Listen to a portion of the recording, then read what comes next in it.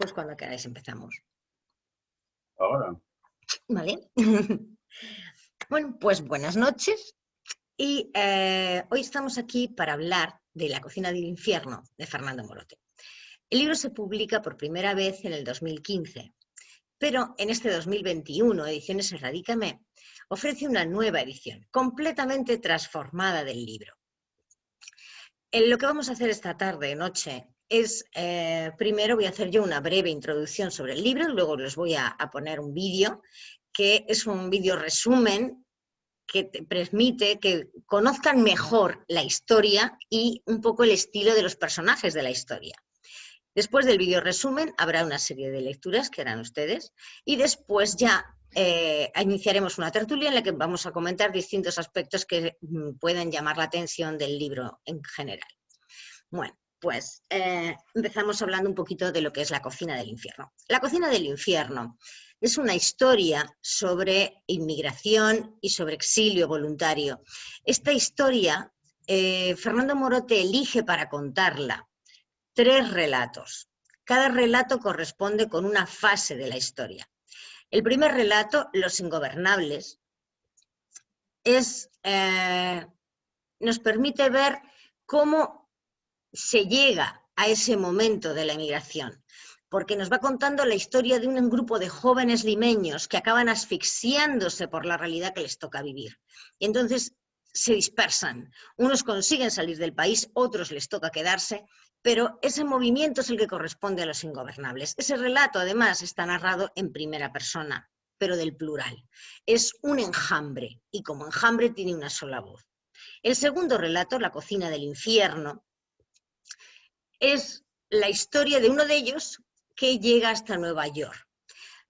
Baja del avión, pero vive la parte más dura del emigrante que llega a un país donde no existe, donde tiene que hacerse el hueco y encontrar su sitio, pero desde la clandestinidad. Esta historia es la parte más dura de la inmigración y está contada en segunda persona, está dirigida al lector y el formato que elige para este relato, Fernando, es el de una colección de frases, o sea, como una ametralladora de frases breves, extensas, que van vapuleando al lector. Le vapulea a base de imágenes, de impresiones, de sensaciones y de ideas. Ese sería el segundo relato. El tercer relato, Comando Meón, es la historia del regreso. Es la historia de la vuelta a la Lima de la que salieron. Aquí ya son 4 de ellos nada más. Esos 4, cada uno representa uno de los prototipos de esos amigos. Esta historia está hecha ya, es más clásica, está dividida en 3 partes. Tiene una primera parte de antecedentes, una segunda parte en la que llegan a esa Lima y se plantean que tienen que hacer algo por su barrio, por esa sociedad en la que ellos empezaron siendo los tarambainas y ahora llegan intentando educar a su propia gente. Y en la última parte es cuando se desarrolla esa actividad cívica un poco peculiar en la que deciden embarcarse. Ediciones Erradícame, en esta nueva edición, ha querido resaltar la diferencia de estos 3 relatos. Ha querido marcar, colaborar un poco con el autor a la hora de comunicar lo que quiere comunicar a través de la impresión que producen los textos. Por eso cada uno de los textos es completamente distinto, se eligen formatos completamente distintos y la presentación es totalmente distinta. Entonces, lo primero que vamos a hacer ahora es, les voy a poner el vídeo para que lo vean, el vídeo que hemos preparado de La cocina del infierno.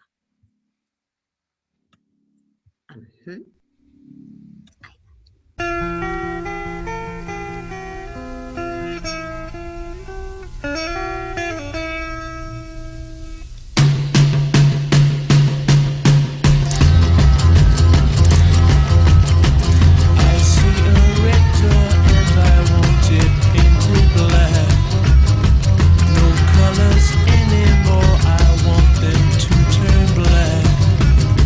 I see the girls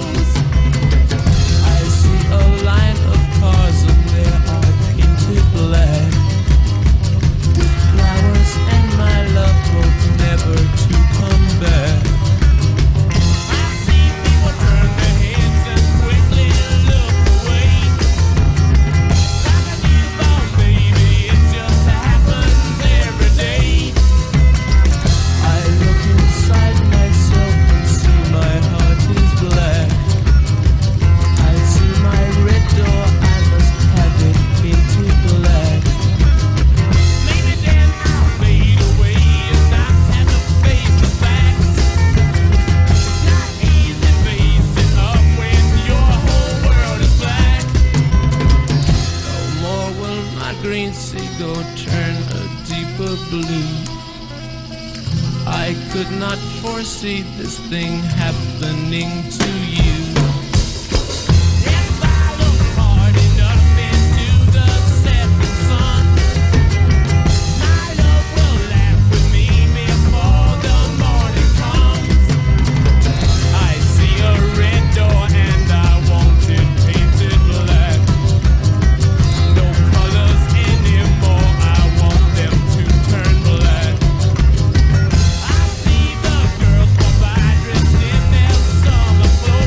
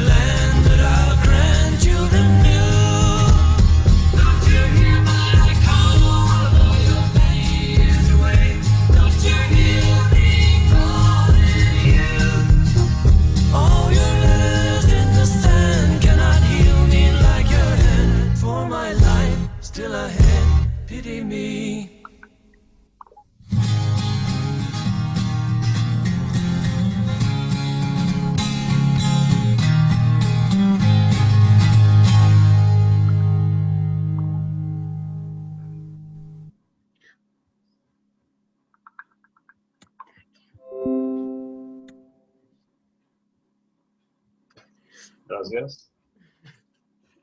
Bueno, espero que les haya gustado el vídeo. Y, y ahora, pues, por turnos, quien quiera empezar a leer, que me diga. Y empezamos con una lectura. Además, lo que podemos hacer es una lectura, charlamos un rato sobre el texto que se ha leído y así, en vez de ir tirando todas las lecturas seguidas. Entonces, ¿quién empieza? Sí, buenas noches a todos, buenas noches a todos en general y a Fernando por esta reedición. 6 años han pasado desde La Cocina del Infierno. Bueno, con Fernando me une una amistad virtual, ¿no? A distancia.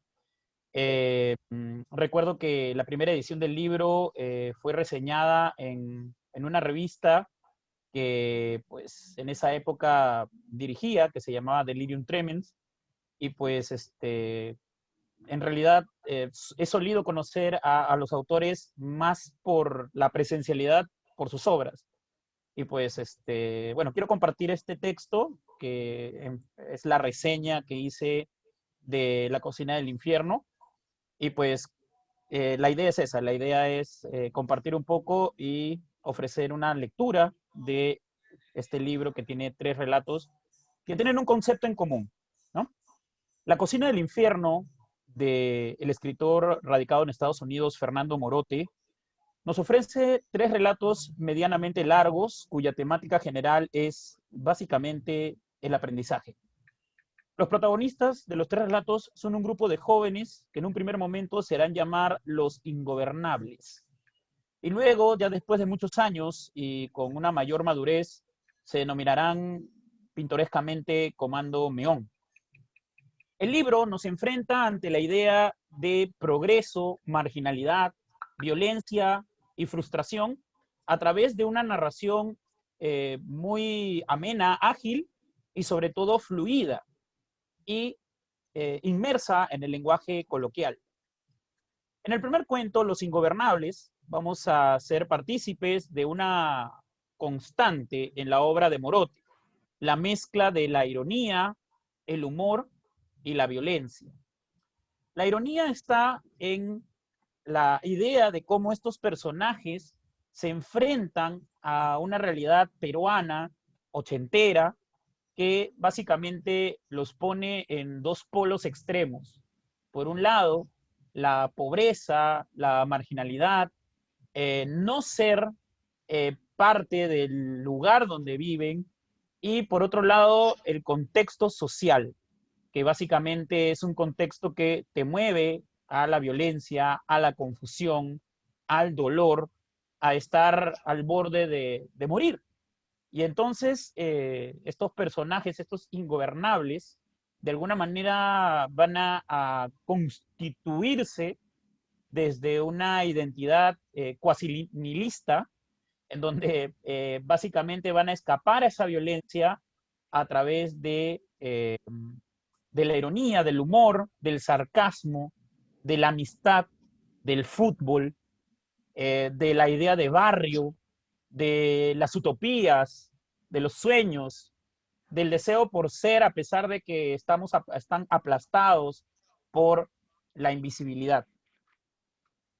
El debacle de las ilusiones, la pérdida de la humanidad y sobre todo de la moral por la crisis económica son constantes que marcan las 3 partes del libro. El libro se mueve desde la carencia, la indiferencia, la otredad, que no puede insertarse a vivir de otra manera. La prosa de Morote en esta ocasión busca reflejar las tensiones de los migrantes por querer tentar el sueño del progreso, pero que al darse de golpe con esa realidad terrible y frustrante, además de la falta de oportunidades y la crisis económica y la violencia política que sufrió el Perú en los años 80, termina siendo solo una ilusión, un sueño para el desencanto. Pompeya es el lugar de origen, pero también el signo de la marginalidad. Los protagonistas lo saben, por eso dicen llegar a una urbanización como Pompeya, ubicada en el corazón de la capital, representaba un símbolo de progreso para nuestros padres. La mayoría proveníamos de viejos distritos, algunos de lejanas provincias. Es decir, la historia del escalar. Y en el escalar no solamente crecen los personajes, sino también se enfrentan, chocan, colisionan contra una realidad social, económica y cultural que los relega a la marginalidad. Como vemos, Pompeya es el lugar del aprendizaje, del crecimiento, el símbolo de la posibilidad, la pequeña burbuja, que dicho sea de paso no es tan burbuja. Sin embargo, estos ingobernables son adolescentes que tratarán de escapar de la cruenta realidad de los años de terror, que obviamente no son expuestos de manera patente en este cuento, pero que se puede inferir y sobre todo vamos a ver de manera tipo pinceladas los apagones, los cochebomba, los atentados terroristas, la hiperinflación, tanto bueno, antes del primer gobierno de Belaúnde y cuando se da pues el primer gobierno de Alan García, la marginación generalizada y sobre todo la indiferencia del Estado. Lima es una rata despanzurrada en estos años, tomada por provincianos que intentan soñar, no con el sueño americano, que ya lo veremos en otro cuento, sino con el sueño de sentirse ciudadanos. O hasta el día de hoy, pues lamentablemente no existe, o sigue siendo una utopía. Entonces, Morote hará que el relato no solamente quede en la seriedad de mostrar estos problemas profundos que aún generan desigualdades en el Perú y en todo el mundo, sino que va a jugar con estos adolescentes y va a integrar en su relato lo picaresco y sobre todo el humor negro.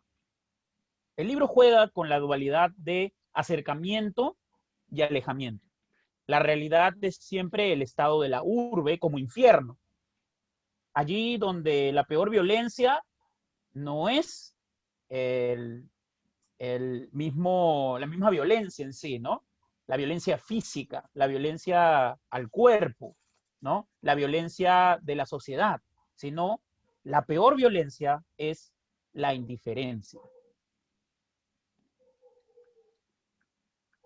El doctor, el champero, el narizón, el conde son los héroes de este libro y sufrirán de manera distinta la marginalidad y también la utopía de la esperanza por querer progresar, pero también por crecer. Cada quien experimentará la violencia desde distintas maneras. La violencia del tiempo, la violencia de la indiferencia y la violencia que es también responsabilidad.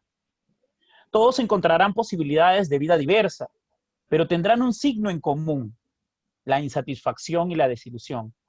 Los relatos nos muestran una evolución de la tempestad a la calma, pero también de la insatisfacción a la conformidad. Los protagonistas viven en un mundo que los introduce a ser siempre los inferiores.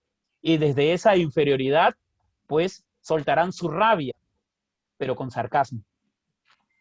En el relato, La cocina del infierno, asistimos a una confrontación.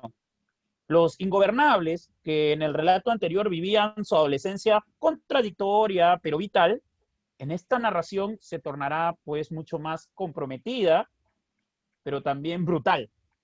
El alejamiento de muchos del grupo será el quiebre que desgarrará las ilusiones. El mismo narrador nos da la señal del sufrimiento cuando sentencia: pierdes la corona cuando desciendes las escalinatas del avión. Esa simple frase que inicia el relato tiene una significatividad profunda. Por un lado, es la pérdida del poder, o del pseudo poder en realidad, pues nunca lo tuvo. Y por otro lado, la nueva identidad. A diferencia del cuento, del primer cuento, La cocina del infierno es una narración más ágil, de oraciones cortas, con la técnica del goteo, donde las acciones se superponen velozmente, donde una palabra encierra un universo. Una de las palabras que se pueden detectar en este relato y que es la directriz de dicho relato es no. La negación es fundamental en la esencia del cuento, pues hay un ánimo introspectivo, una especie de confrontación, pues el protagonista se encuentra en un país que lo margina, lo niega y disminuye, lo invisibiliza, a ser un simple migrante, un trabajador, un foco que si se quema, se cambia. Nuestro héroe ya no es aquel jovencito visitante de los bares, los burdeles o un pichanguero de los fines de semana. La realidad que lo espera es tan o igual de cruel que la que ha dejado al otro lado del continente. Pero quizás es peor, porque la marginalidad que se vivía en Pompeya era una marginalidad con amigos. En la cocina del infierno, el infierno es estar solo. La marginación de ser un ilegal, sin documentos, sin una identidad legitimada, es el calvario común que podría enlazar todo el libro de Morote. Es el calvario en el cual uno intenta ser libre, uno intenta sobrevivir. Por otro lado, en el cuento que cierra el libro, denominado Comando Meón, asistimos a una narración que alterna la historia de crecimiento y madurez de los ingobernables y la violencia generalizada que se vivió en los años 80, ¿no? Aquí ya no solo se vivió esa violencia, sino que ya viene la sección traumas del libro, ¿no? Todos los personajes crecidos, a pesar de que han crecido, han madurado, todavía guardan muchísimos traumas. Es decir, son pacientes por excelencia de Sigmund Freud. Continúo. Sin embargo, también contemplamos una gran transformación. El doctor, el champero, el narizón, el conde, esta vez han encontrado su forma de adaptarse al mundo. Muchos ya son profesionales y otros han regresado de los Estados Unidos en pos de dar su granito de arena para mejorar a su querida Pompeya, ¿no? El retorno a la semilla. No obstante, Morote, fiel a su estilo de humor negro e ironía, construye el relato moral y educativo, entre comillas, a partir de la construcción del Comando Meón, que no es otra cosa que la unión de los ingobernables, pero esta vez no para mataperrear, sino para grabar infraganti y denunciar a los meones que suelen miccionar en las paredes de su querida Pompeya. Su labor cívica resultará profundamente quijotesca, en todo el sentido de la palabra. Y bueno, también no solo quijotesca, sino también grotesca. En este relato, pues, asistimos también a una introspección colectiva del grupo. No solamente van a formar este comando, sino que cada uno va a enjuiciarse, va a valorarse, van a ser como una especie de grupo para poder reflexionar sobre su propia vida. Cada quien ha vivido su dosis de violencia, de marginalidad, pero también ha tomado partido por la vida. Todos pasan por un trauma que finalmente constituye su experiencia vital. En suma, La cocina del infierno es una obra ágil, con un lenguaje que mantiene los giros con profundos atisbos de humor negro, de ironía, que nos deja un halo de irracionalidad, de absurdo. Morote no se contenta con delinear la historia, sino que hay una poética de la vida y las contradicciones de llegar a la acumulación de la memoria. Sus ingobernables son románticos seres que pululan en las cuerdas de un abismo, que la indiferencia hace vibrar. Estos relatos, sin duda, confirman la madurez de Morote para mostrarnos sin aspavientos la realidad que nos castra, que nos deja cicatrices, pero también este libro es una gran posibilidad para reconstruirnos y seguir instituyendo nuevas identidades, nuevas ansias por ser más que un sobreviviente.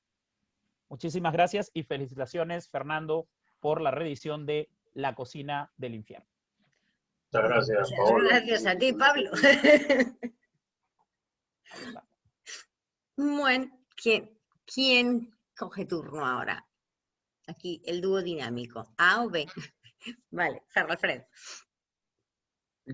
Bueno, entonces, yo había escogido para leer, Sí. ya que Paolo ha hecho una excelente presentación del libro, de lo que es en sí el libro. Entonces voy a pasar a leer la parte que es del capítulo 11 de los ingobernables. Un pedazo solamente, ¿verdad? Sí, espérate un momentito que Sí.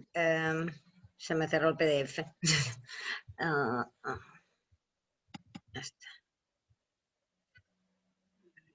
PDF otra vez era el capítulo 11 de los ingobernables.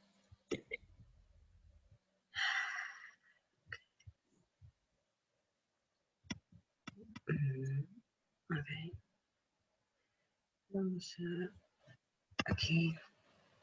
Comparto.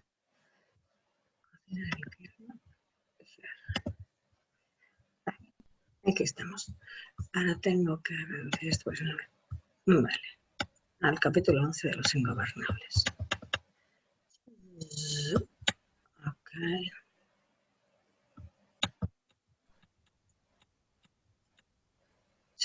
No tengo. Ya está. Un segundito que lo ponga. Presentación de página. Ya está. Vale. Tú dime el tamaño de letra que quieres, solo vas a leer del libro. Lo voy a leer del libro porque lo tengo aquí conmigo. Vale. No, claro, es de la edición anterior, pero creo que es bastante igual o similar. Desde su llegada a Pompeya, el pequeño hombrecillo de semblante risueño nos había dado muestras de una sólida personalidad. Los comerciantes pioneros de la urbanización habían apostado por bodegas, verdulerías, librerías, bazares, panaderías, pero a nadie se le había ocurrido la idea de un bar. Nunca le puso nombre o instaló un letrero. Apenas colocó una minúscula pizarra en el interior anunciando los precios. Acostumbrados a tragos baratos de execrable calidad, nos enfrentábamos ahora a un respetable número de buenas marcas de vodka, gin, whisky, anisado y pisco. Era como si por fin alguien, un forastero en este caso, se hubiera dignado a darnos la oportunidad de ascender un peldaño en la escala del linaje etílico. La clientela, además, estaba nutrida por un espectro de personajes de mayor reputación, incluyendo empleados públicos, gerentes de banco y amantes furtivos. Una mañana, Barreta se presentó cargado de bolsas conteniendo globos, sorpresas, serpentinas, gorritos y una colosal piñata con la figura de la Mujer Maravilla. ¿Saben cuántos cristianos murieron ayer en el motín del Sexto? Nadie estaba de humor para noticias morbosas. Habíamos visto todo por televisión, en vivo y en directo. Rehenes torturados, heridos de bala, acuchillados a mansalva. Sobre nuestra mesa, las fichas del dominó esperaban ser revueltas para la siguiente partida. ¿A cómo están jugando?, preguntó Barreta. A palito, contestó Lampón. Eso significaba que el perdedor recogía un fósforo. Concluida la competencia, el que acumulaba más cerillos tenía que convertirlos en botellas de cerveza o, si la tarde lo ameritaba, en pacos de pasta básica. Tienes que empezar a disparar antes de que se haga más tarde, advirtió Lampón, cuando comprobó que Barreta había sumado ya su 9º palito. El doctor, inflamado quizás por algún amor platónico, recitaba los versos de Me engañas, mujer. Me estás desplumando, mi hermano, afirmó Barreta. No jodas. Aceptamos especies, sugirió el conde. Barreta ondeó una mano sobre su rostro. Pon otra cosa para escuchar, pues huevón, balbuceó. Más respeto, señor Barreta, por favor, reclamó el hombrecillo detrás del mostrador. Ponle salsa al hombre, exigió el conde. Hoy es cumpleaños de su hija. Solo por eso te voy a dar lo que te gusta, viejo maricón, dijo el fontanero, y se dirigió al equipo de sonido para colocar un cassette de Juan Luis Guerra. Bueno, Gracias, Alfredo. Muchas gracias, Alfredo. De nada. En esa parte, a mí la parte que más me impactó y por eso se la señalé incluso a Fernando y la subrayé con marcador amarillo es esta parte que dice: acostumbrados a tragos baratos de execrable calidad, nos enfrentábamos ahora a un respetable número de buenas marcas de vodka, gin, anisado y pisco. Era como si por fin alguien se hubiera dignado a darnos la oportunidad de ascender un peldaño en la escala del linaje etílico. Esa frase es realmente impactante de este libro. Y bueno, Fernando, mis felicitaciones por esta segunda edición y espero tenerla pronto en mis manos también. Muchas gracias, Alfredo. Y Muchas gracias. si te fijaste en el video, en una parte, la primera parte que muestran imágenes de los ingobernables, está seleccionada también esa frase, con los ingobernables sentados alrededor de una mesa en el bar, Sí. y la frase que los acompaña es justamente esa. Así que a mí también me parece fantástico. Gracias por compartirlo. Bueno, Okay. Ricardo, Sí. tu turno.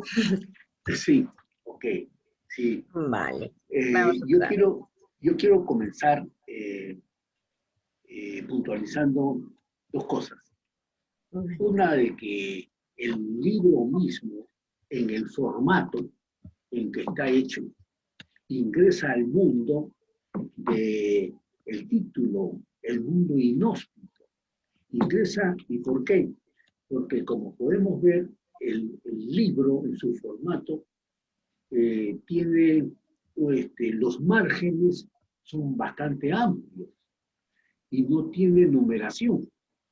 Por lo tanto, es ajeno a los cánones de lo que viene a ser una publicación clásica, ¿no?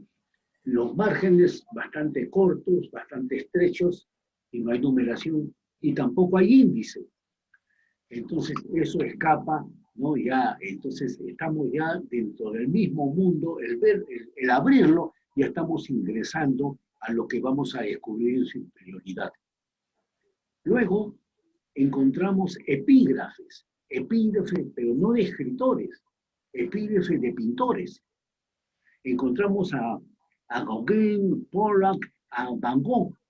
Entonces, eso nos va anunciando la forma o el espíritu con el que se va a tratar ya cada texto dentro de su interioridad. Bueno, esas son dos de las cosas que me gustaba para puntualizar, para comenzar. Bueno, voy a dar lectura al párrafo. Vale. Un segundo. ¿Ya?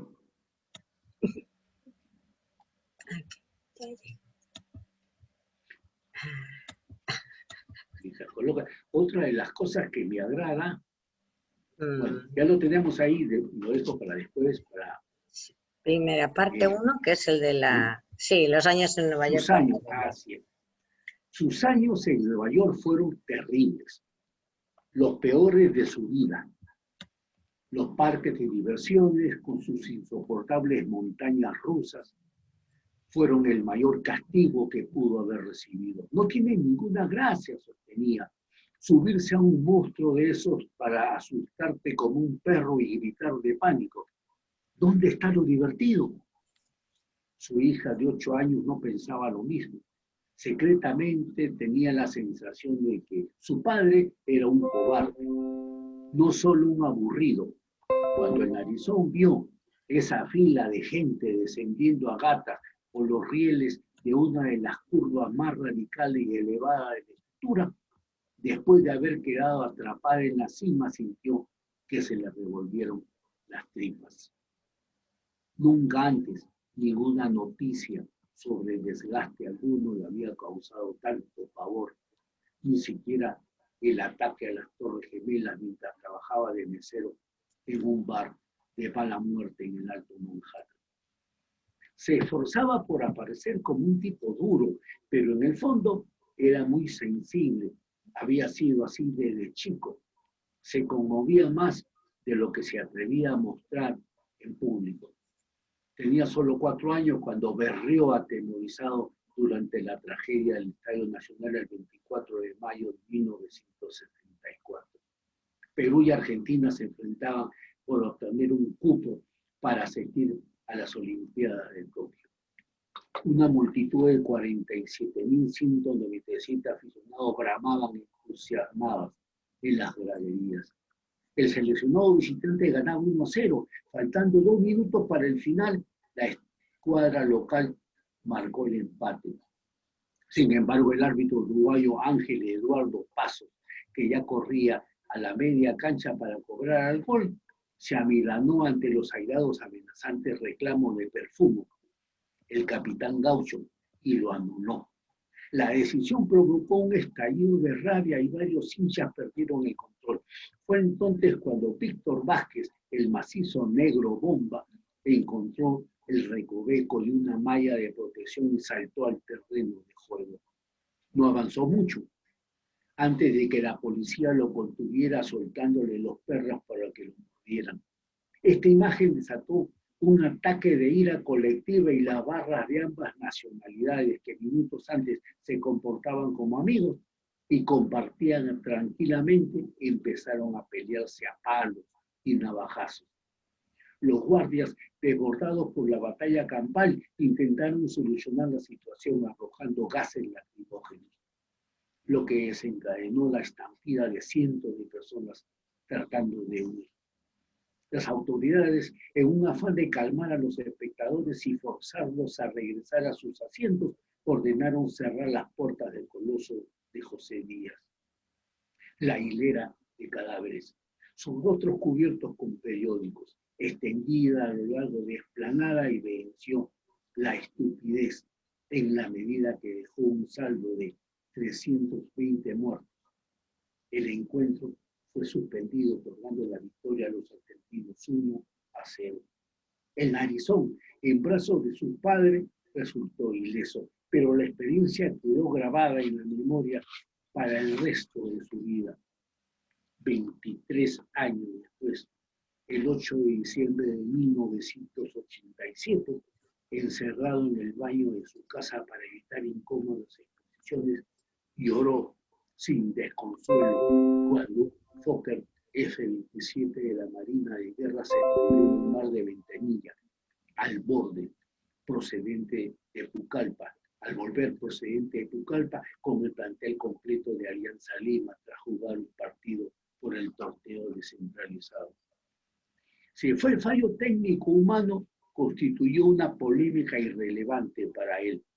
El fanático acérrimo de los hurones, lo que se enteró por diversas informaciones periodísticas fue que una abertura en el fuselaje permitió salir a flote a 8 pasajeros. Los demás murieron instantáneamente. El piloto Gilberto Vilar, el barrista Rafael Ponce y el futbolista Alfredo Tomasini se abrazaron al resto de una ala. Ponce resolvió separarse y nadar hacia la orilla, pero a los pocos metros desapareció. Tomasini, víctima de las heridas, se hundió al amanecer.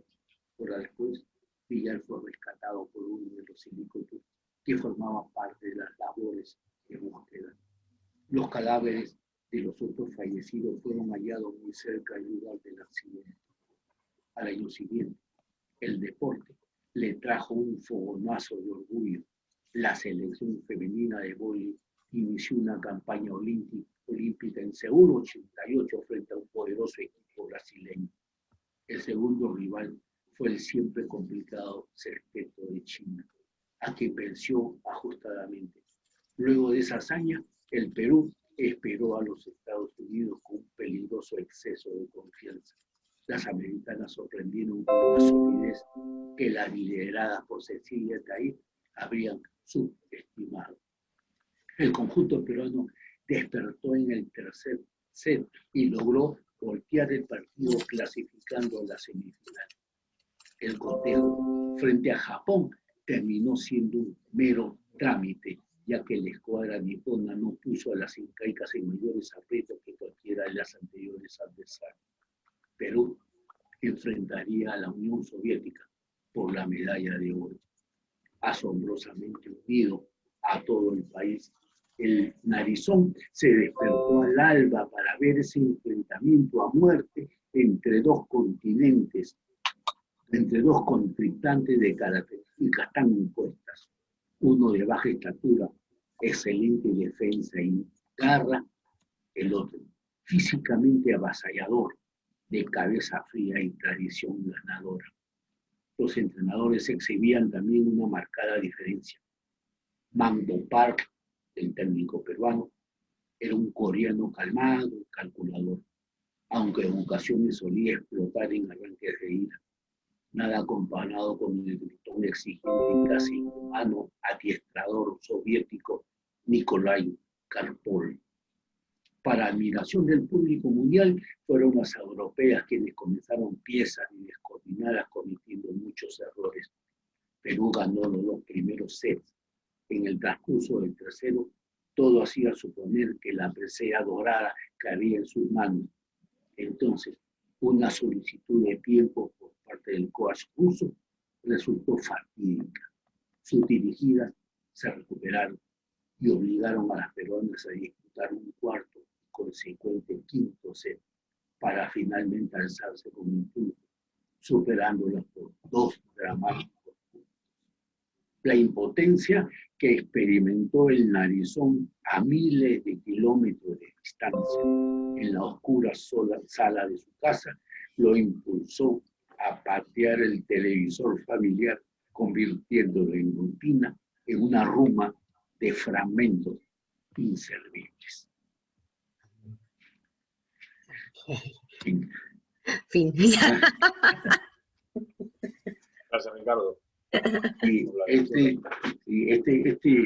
esos dos acontecimientos que te han narrado ahí, en uno de ellos yo estuve presente en el evento ese del Estadio Nacional, tenía yo recién 15 años, y fuimos con unos amigos al estadio y fue algo tremendo. Lo narrado ahí escapa, pues, lógicamente, a lo que se vivió adentro, lo hace lacrimógeno, inclusive sacan una anécdota. Dicen que a Zambujer, que fue el policía, el mayor de la policía que disparó las bombas en las tribunas, dicen que le dijeron, disparen bombas a la cancha. Y él entendió, disparen bombas como cancha. No, por eso que fue una mortandad tremenda. Bueno, ahí lo describen de una manera muy patética, y cómo la gente, ¿no? Cómo la gente se contamina, se compromete, se integra a esa gran masa de que el deporte une a los pueblos. Bueno, gracias por ahora. Gracias, Ricardo. Gracias a todos por leer y comentar el libro. Yo quería aprovechar de decir algunas cosas a partir de lo que ustedes han leído y observado del libro, ¿no? Porque, por ejemplo, Paolo mencionó la técnica del goteo y luego en la narración de La cocina del infierno, el texto sobre La cocina del infierno. Y luego Ricardo mencionó o hizo referencia a unos epígrafes tomados de unos pintores, los cuales están incluidos en la versión anterior, la del 2015. Y eso tiene, el sustento es que para este libro, y particularmente para el relato de La cocina del infierno, yo lo que quería era seguir el ejemplo de Jackson Pollock, el pintor americano que hacía unos cuadros abstractos muy peculiares, utilizando precisamente la técnica del goteo, ¿no? Los cuadros de él son como grandes manchas, unas encima de otras, aparentemente sin sentido. Algunas personas decían que cualquiera podía hacer eso, un niño de 5 años podía lograr un cuadro de esa naturaleza, pero el propio Jackson Pollock decía que en ese caos hay una armonía, y que para él, que es el que pintaba los cuadros, cada una de esas gotas, manchas, chorreados, rayas que componen la pintura completa tiene un sentido y cumple una función. Entonces, por eso cuando Estefanía al principio habló de que La cocina del infierno era una colección de frases que podían funcionar como una ametralladora, esa fue mi idea, ¿no? Y el modelo fueron las pinturas de Jackson Pollock. Eso también yo lo conecté porque en aquella primera versión, cada uno de los relatos, cada uno de los 3 relatos, abre con una cita. Y efectivamente, una es de Paul Gauguin, otra es de Vincent Van Gogh y la otra es de Jackson Pollock, que son naturalmente mis ídolos en temas de pintura.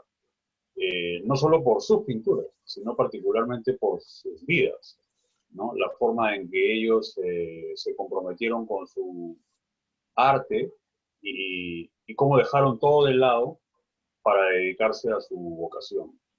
Porque la pintura para mí, igual que el cine y la música, tienen una influencia muy grande, muy fuerte en lo que yo escribo, ¿no? De hecho, muchos de los textos que están incluidos en este libro tienen una referencia, tienen una base en grupos de rock.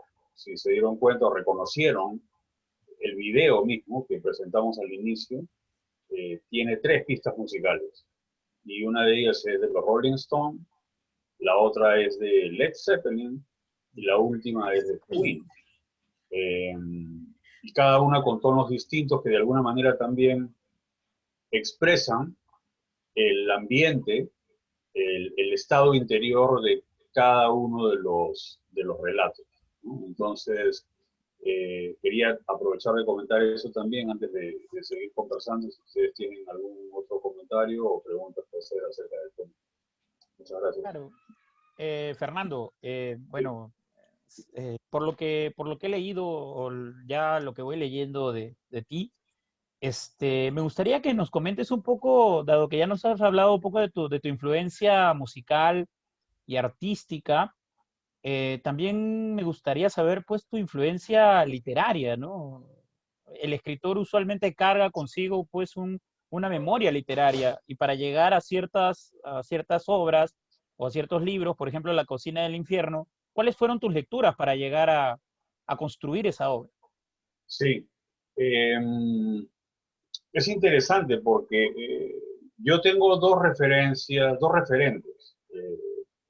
excluyentes en mi vocación literaria. Una es Julio Ramón Ribeiro, digamos del ámbito nacional, pero del ámbito universal es Franz Kafka, ¿verdad? Que desde un principio me impactó mucho por lo que tú decías en el comentario al inicio, el absurdo, ¿no?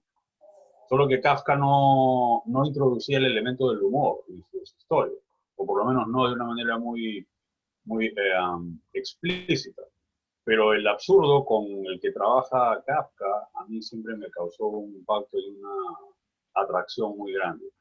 Sin embargo, para este libro, que como Estefanía estaba explicando al principio, habla básicamente de la experiencia de la inmigración. Me parece que tú también lo mencionaste, Paolo. Claro.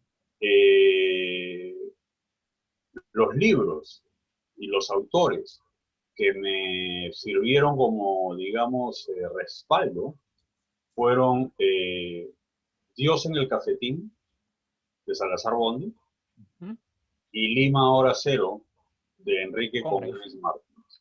Claro. Porque ellos también, por ejemplo, Lima Hora Cero habla, básicamente son una serie de relatos, pero de la inmigración interna, o sea, gente de la sierra del Perú que viene a la capital o a la costa a tratar de instalarse para lograr mejores condiciones de vida, ¿no? Porque como tú decías, y esto no ha cambiado mucho, en verdad, desde que se escribió ese libro, hace 50, 60 años, los pueblos del interior están prácticamente olvidados por el gobierno central. Entonces la gente tiene que movilizarse para buscar una forma de prosperar. Y el otro libro, Dios en el cafetín, también es una colección de relatos, pero en este caso sí es de un peruano, Salazar Bondi, que está viviendo en París, ¿no? y cuenta sus experiencias como inmigrante temporal, porque él estuvo viviendo una temporada ahí, luego regresó al Perú, pero se veía enfrentado a una cultura completamente distinta, en todo sentido, desde el idioma hasta las costumbres y la forma de vivir en general, ¿no? Entonces, esos libros para mí fueron importantes, los estuve leyendo como material a revisar antes de contar mi propia historia, ¿no? Porque esta es una historia naturalmente muy personal. De hecho, las fotografías que ustedes han visto ahí en la presentación inicial, hay muchos, están los verdaderos ingobernables, los que toman cuerpo como personaje en el libro. Y que más adelante, cuando regresan al barrio, en este caso que se llama Pompeya, se convierten en los miembros del Comando Neón, ¿no? Entonces, busqué darle ese toque, digamos, íntimo, ¿no? Que me permitiera conectar con la persona que lee el libro, que lee las 3 historias cada una en su momento distinto. Sí. Fernando, si me permites, Claro. en el capítulo 6 de Los Ingobernables, se está narrando un partido de fulbito en donde el personaje del conde es relegado a ser el portero, porque por lo visto no estaba jugando bien. Y al final de uno de los párrafos mencionas, el ejemplo del conde nos demostró que un espíritu libre es capaz de obtener los resultados que desea superando la pobreza de lo convencional.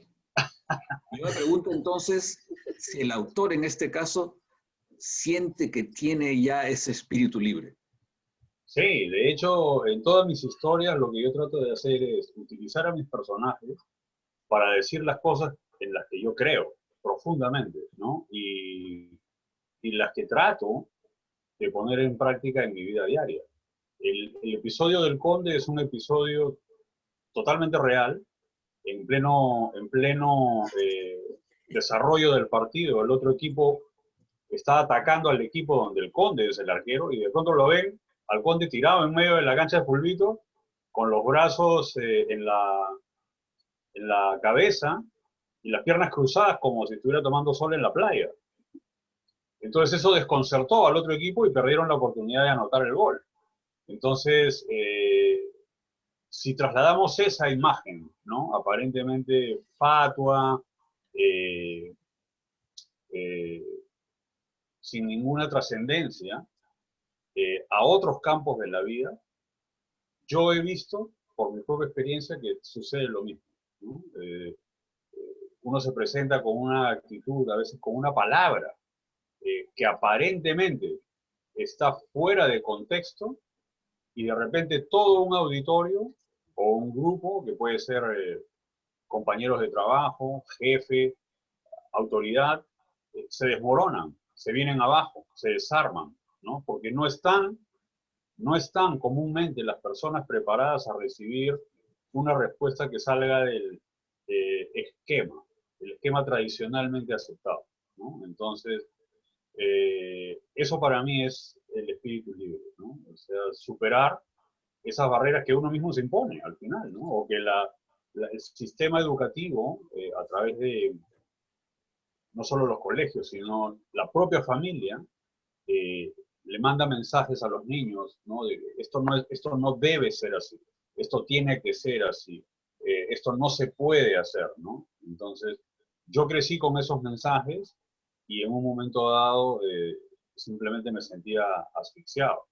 Y los ingobernables pasaron por experiencias parecidas, por eso que en algún momento deciden dedicar su vida a las drogas, al alcohol, a la vagancia, a la prostitución, y era el panorama en el que se movía mucha gente en los años 80, como decía Paolo.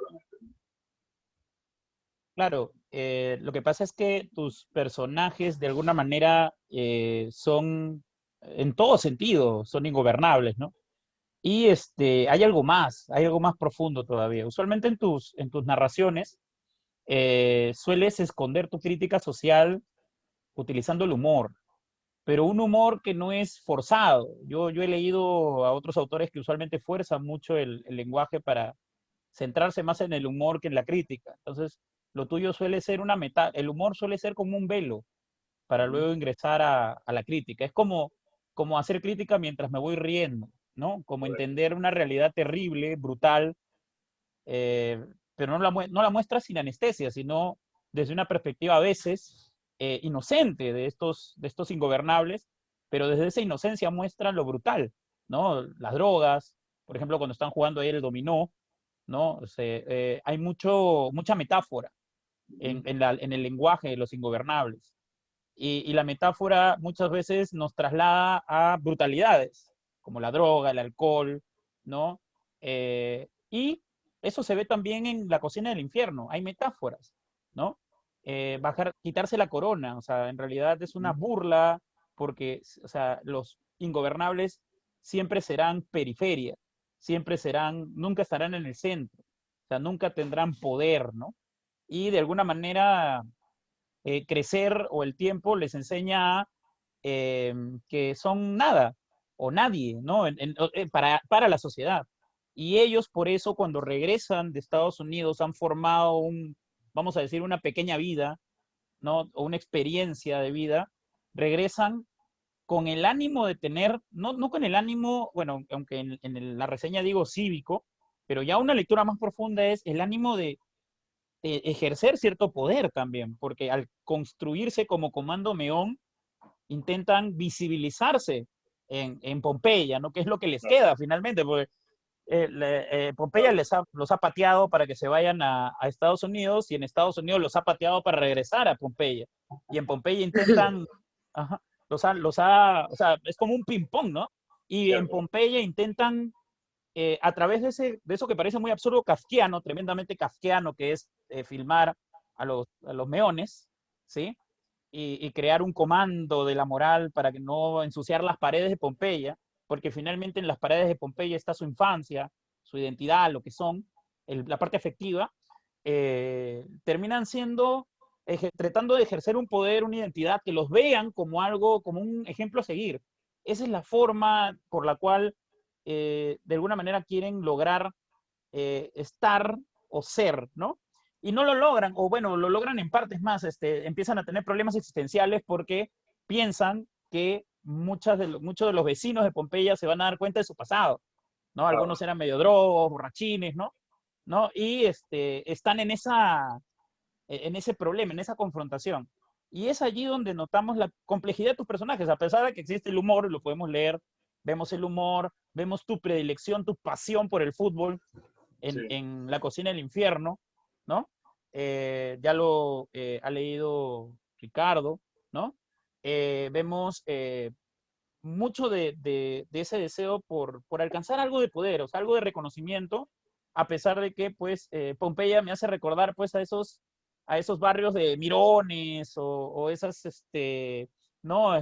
Casas de barrio en donde más importaba, pues, una pichanga que qué sé yo, que estudiar, ¿no?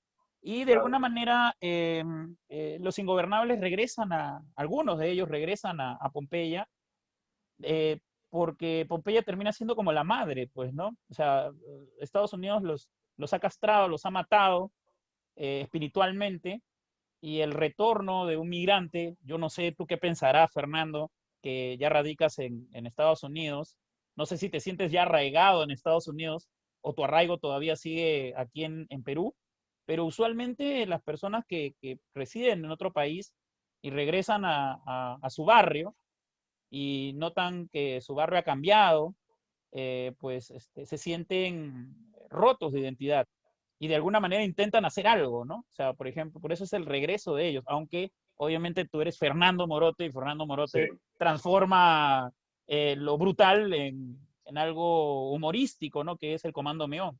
Pero sacando ese velo, encontramos la profundidad de un escritor que muestra las desavenencias y las frustraciones de unos jóvenes que son la generación que ahorita pues tendrá cuánto, 40 años, 45, casi 50, y que vivió una época terrible en donde si no eras de un lado, te mataban, y si eras del otro, igual te Cierto. mataban, o sea, estabas entre las balas y la sangre, ¿no? Es cierto. me has hecho recordar que, por ejemplo, y esto lo conecto con lo que comentó hace un instante Alfredo, ¿no? El Comando Meón es precisamente una expresión de ese espíritu libre del que, del que se regocijaban los ingobernables. Porque el Comando Meón surge del retorno al país, después de haber vivido un tiempo, largo o corto, en el extranjero, y lo que estos ingobernables deciden hacer es contribuir ahora, contribuir, devolver de alguna manera a su barrio en el que ellos crecieron y se deformaron y finalmente se perdieron, quieren darle ahora a esa comunidad algo constructivo, algo posesivo, porque antes de que se fueran a vivir al extranjero, ellos eran el problema de ese barrio.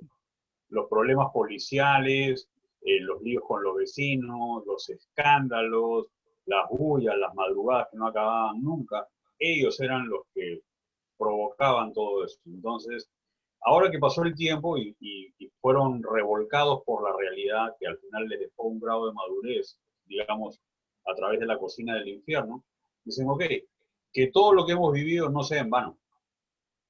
Y todo lo que hemos vivido además en el extranjero, donde hemos visto realidades distintas, donde hemos visto cosas muy buenas que podríamos nosotros adaptar y ponerlas en actividad en nuestro país, en nuestra ciudad, en nuestro barrio, sea una herramienta para restituir a esta comunidad de la que nosotros seguimos sintiéndonos parte, algo que le habíamos quitado al principio, ¿no? Entonces el humor, efectivamente, para mí el humor es el mejor instrumento para hablar de cosas serias, ¿no? Si yo como individuo, como persona, hablo de cosas serias, poniéndome serio, entonces me aburro mortalmente, le pierdo interés y no es, eso no es lo peor para mí, sino que no le encuentro el sentido.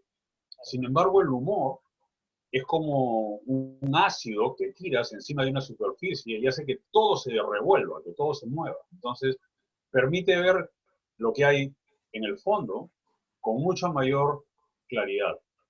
Claro. Y por otro lado, por un motivo más, digamos, banal, me gusta divertirme cuando escribo, porque precisamente escribir es un trabajo, ¿no? No es una actividad necesariamente placentera, por lo menos no para mí, o por lo menos no en todas las fases del proceso creativo.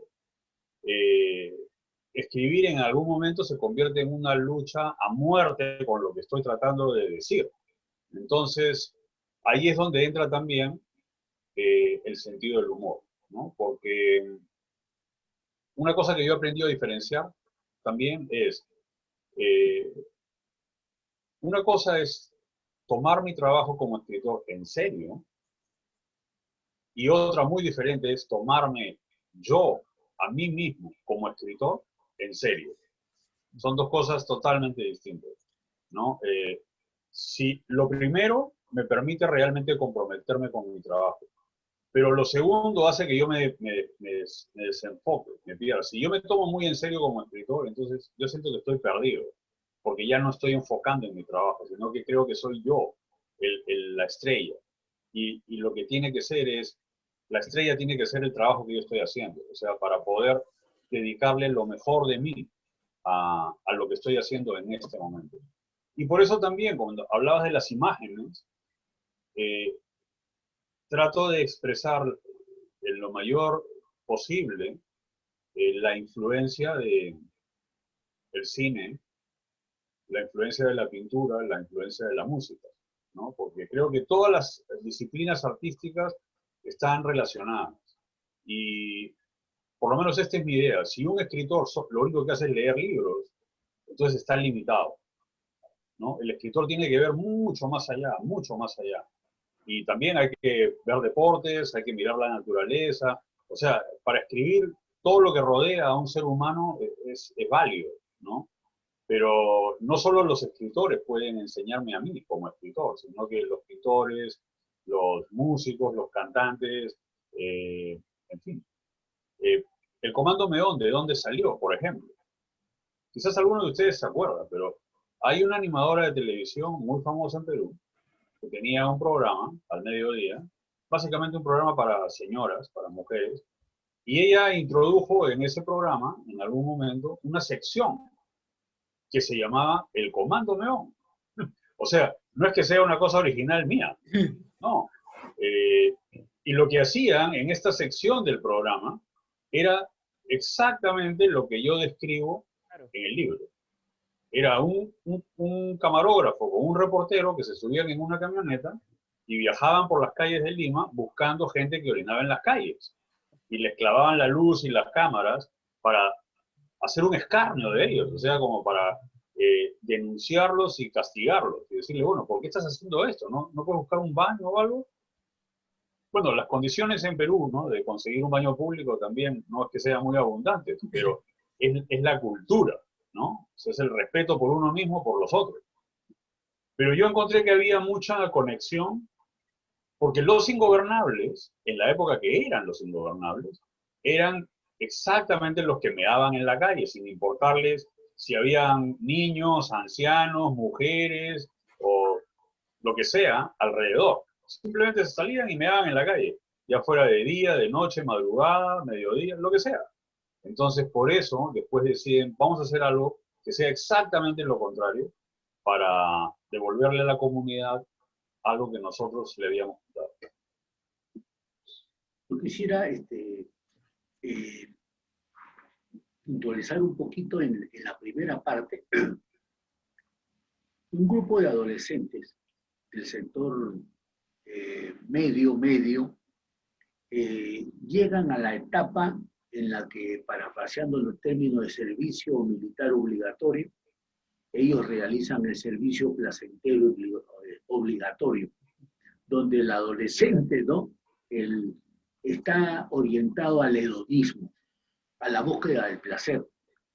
Y ellos ingresan a su burbuja de placer, en la cual hay drogas, hay prostitución, hay fulbito, hay alcohol, hay búsqueda de placer, hay horas de ocio, inclusive mala performance en la escuela. Entonces hay una tendencia a eso, ¿no?, donde el fulbito es una de lo importante para ellos, ¿no? Luego siguen involucrados en esa miasma, ¿no?, en esa vorágine, en la cual ya no tienen salida, ¿no es así? Entonces encuentran el absurdo de la vida, pero en verdad la vida es un absurdo, solamente que a veces nos quedamos en el absurdo descarnado, entonces, pero no buscamos salida. Entonces en ellos no encuentran salida en ese contexto. Huyen, se van. La sociedad les corta las posibilidades de un ascenso social, un ascenso económico, un ascenso académico. No hay posibilidades del gobierno completamente, ¿no? Se vuelven no delincuentes, no marginales. ¿Es así? Los ingobernables es un sinónimo que tienen mucho de los muchachos, ¿no?, de la sociedad. Entonces, no le podríamos llamar marginal, sino ingobernable, precisamente ese término es bastante preciso. Ok, entonces, la impotencia de un desarrollo interno los impulsa a salir, llegan a Estados Unidos. Y ahí hay algo simbólico bien patético. El placer que supuestamente debe de tener la gente, la montaña rusa, ¿no? Uno va y se pasea, saca su ticket y sube a la montaña rusa. Pero la montaña rusa, por lo menos para gente de mi edad, es algo terrorífico, ¿no? Sin embargo, los niñitos suben a la montaña rusa y vuelven a subir por tercera vez y se divierten. Entonces ahí en la obra produce un choque de dos realidades, de dos generaciones. Para la niñita, para su hijita, dice: mi padre es un cobarde, aunque no lo diga. ¿No es así? Entonces, ahí está el choque de dos generaciones, ¿no? Entonces, bueno, de dos realidades. Luego, veo que, inclusive en la lectura que voy a leer, hay un retorno. Cuando hay ese retorno, hay una confrontación con la realidad, pero se confronta con la realidad donde ven que muchas cosas no han cambiado, ¿no?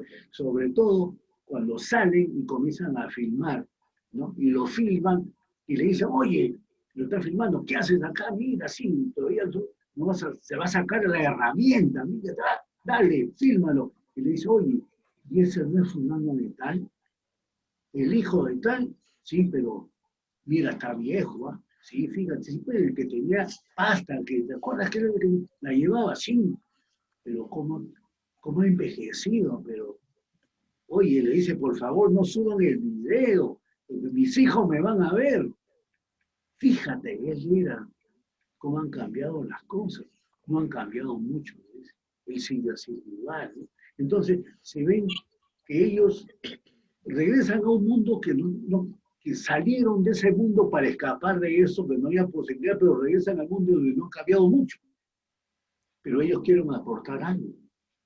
Y aportan en la medida en que ellos quieren destruir algo que ellos no pudieron construir.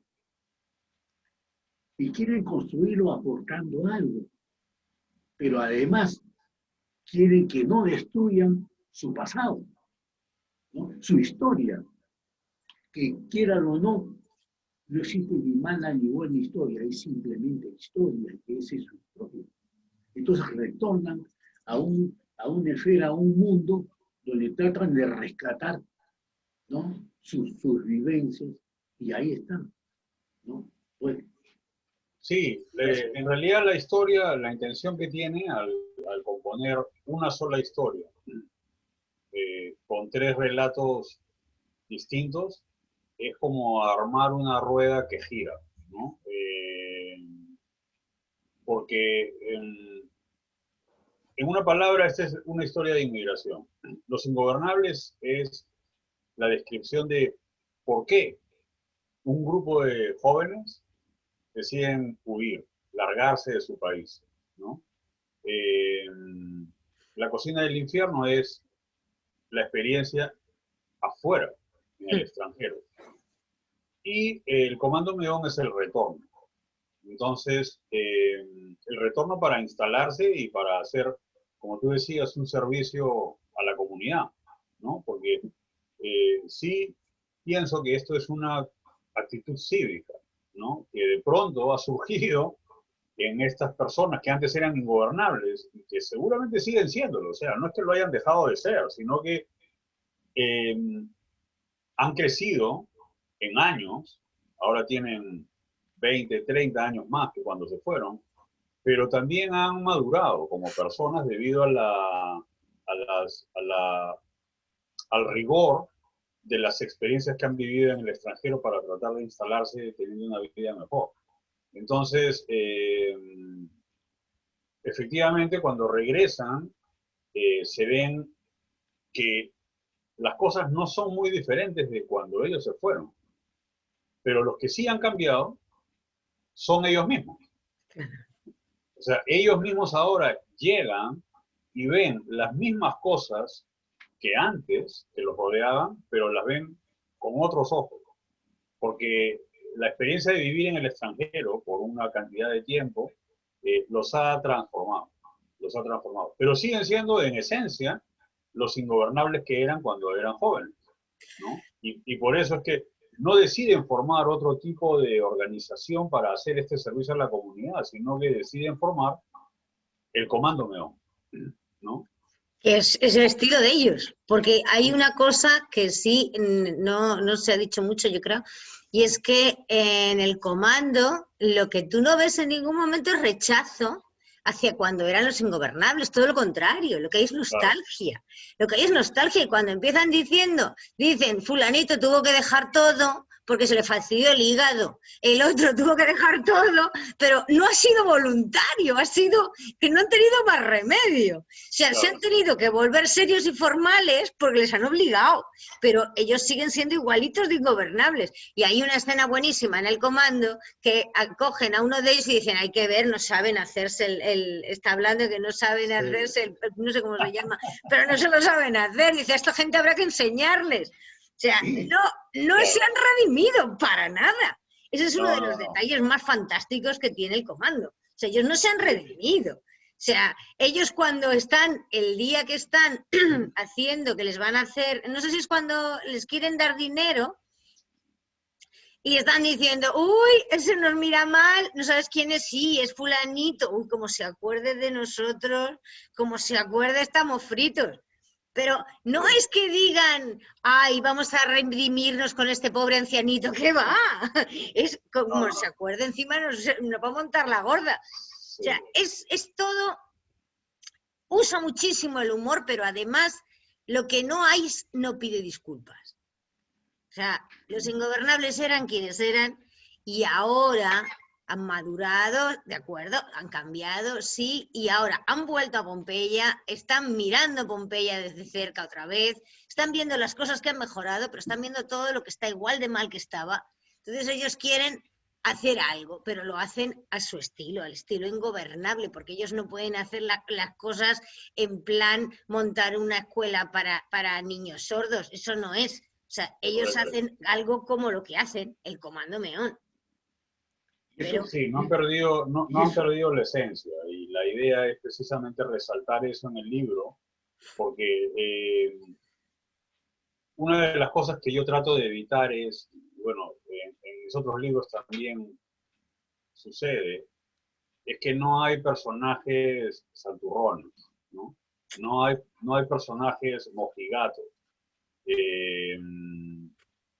Pero hay personajes que teniendo una gama de cualidades y defectos, muestran su humanidad tal como es. Eso es lo que a mí me interesa, ¿no? En mis libros, y en este en particular, es mostrar a las personas, a los individuos con todas las contradicciones humanas, ¿no? Por eso, al abrir Los Ingobernables, la declaración es, no éramos delincuentes. Y lo dijo creo Ricardo, o sea, no éramos delincuentes. Éramos simplemente ingobernables. Eso era lo que éramos, ¿no? Pero eso es decir, no éramos malas personas, no somos malas personas, pero nos descarriamos. Eso sí es verdad, nos descarriamos, nos salimos completamente del carril y ¿sabes qué? No nos avergüenza habernos descarriado, ¿no? Pero ahora que hemos pasado todo lo que hemos pasado, entonces estamos en la posición de ofrecer algo también. Antes, como grupo, lo que hacíamos era quitarle a la gente cosas. Ahora hemos pasado por un proceso de transformación personal, entonces queremos darle algo a la gente.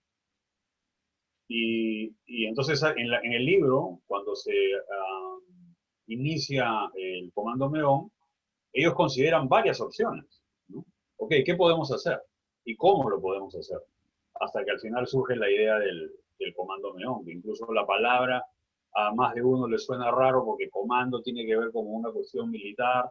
Ellos vivieron la época del terrorismo, ahora que han regresado el terrorismo ya no existe en el Perú, entonces hay toda una discusión, ¿no? Pero al final deciden que es la mejor forma de llamarlo porque puede crear un interés, ¿no? El nombre tiene gancho, tiene pegada, entonces deciden llamarlo así. Pero yo quisiera... Y el barrio es el caldo de cultivo para ponerlo en práctica. Claro, pero hay una cosa. Cuando lo que suele suceder y lo que vivimos fuera del país, podemos vivir esto, ¿no? Cuando uno sale, encuentra una realidad y a veces sale para en busca de nuevas oportunidades. Se confronta con otra realidad. Se confronta con otra realidad y quiero o no tenemos que adaptarnos a esta realidad, ¿no?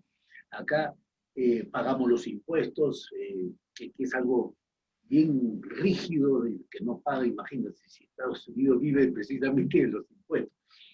Entonces, pagamos los impuestos, aceptamos las reglas, las normas, etc. Entonces, acá nos adaptamos, pero cuando retornamos a nuestro país somos desadaptados.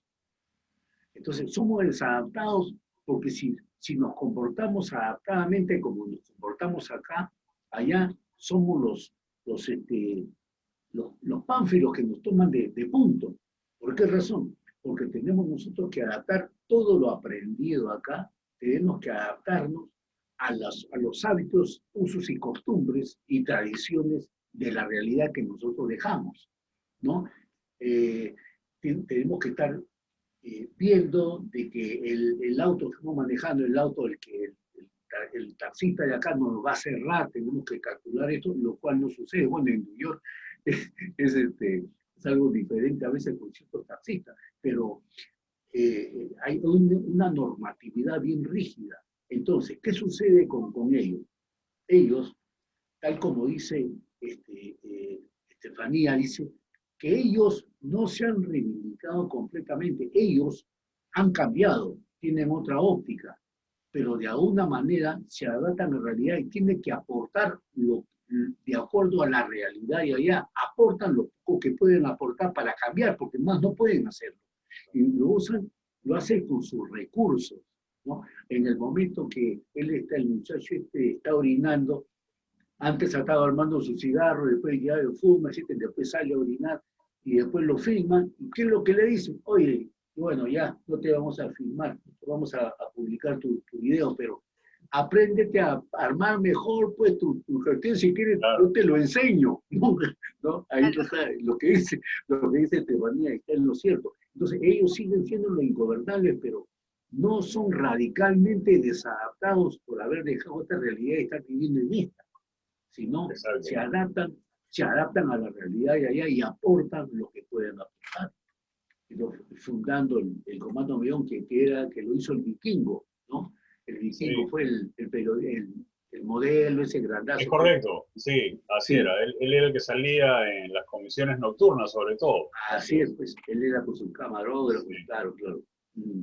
Y eso también, creo que Estefanía lo mencionó al principio, fue mi intención al escoger, por ejemplo, las voces narrativas para cada uno de los 3 relatos, ¿verdad? Porque la intención ha sido desde el principio es que cada uno de los relatos tenga una aproximación diferente para crear un efecto también distinto. Entonces, Los Ingobernables, yo lo escribí en la primera persona del plural, nosotros, ¿no? O sea, éramos un grupo, ¿no? No había un individuo que sobresaliera, sino que era un grupo que se movía para arriba, para abajo, para todas partes, y estaban juntos todo el tiempo. Entonces es contar la historia desde adentro.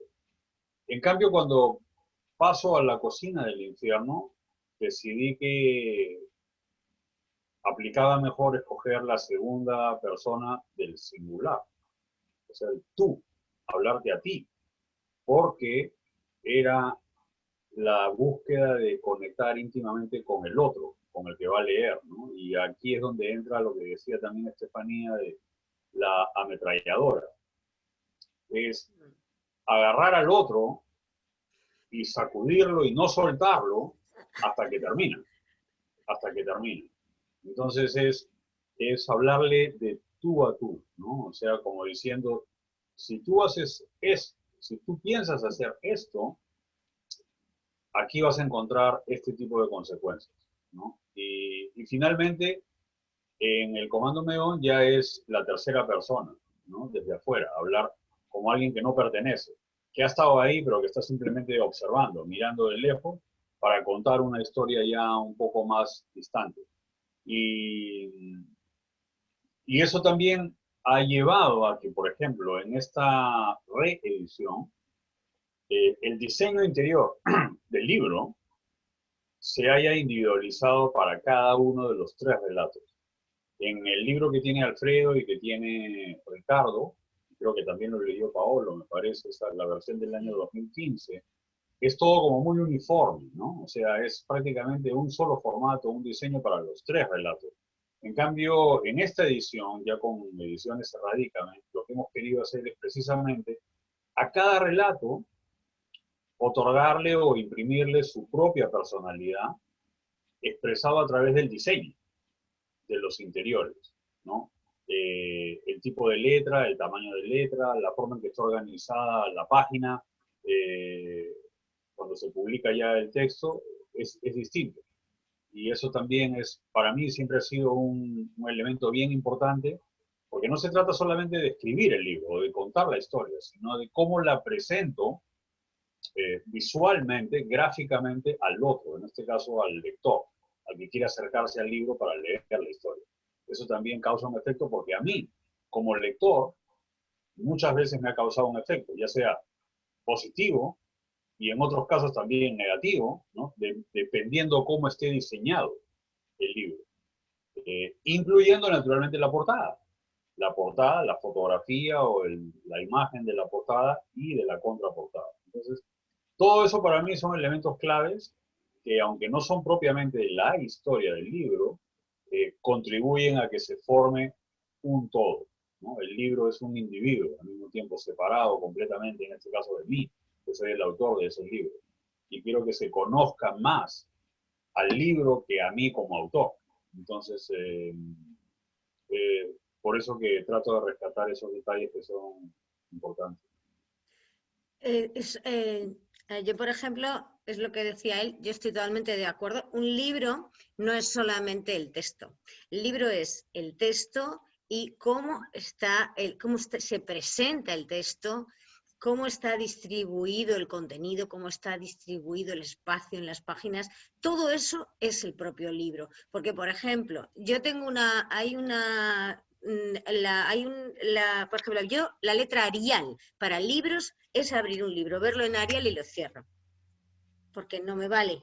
Para leer no me vale. Yo veo Arial y ya no la quiero leer, no la leo. No es una cosa personal.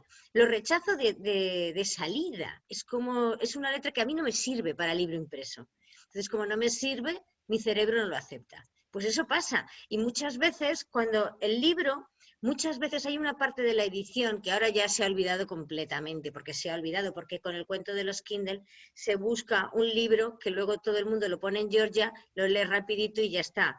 Pero no, un libro hay que trabajar las páginas, hay que trabajarlas de tal manera que cuando hay veces que una letra, el tamaño de una letra hace que el libro sea amable contigo, tú entres al libro y te quieras quedar.